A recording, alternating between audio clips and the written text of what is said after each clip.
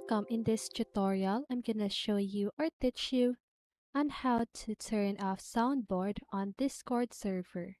So if you want to know how I did it, just keep on watching. So first of all, you want to open your Discord app and open the server that you want to turn off the soundboard, okay?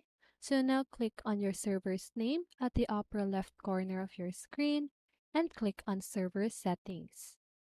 Now just go ahead and click on Rules. Click on Default Permission. Click on the Permissions. Now you just want to search for Soundboard. Okay.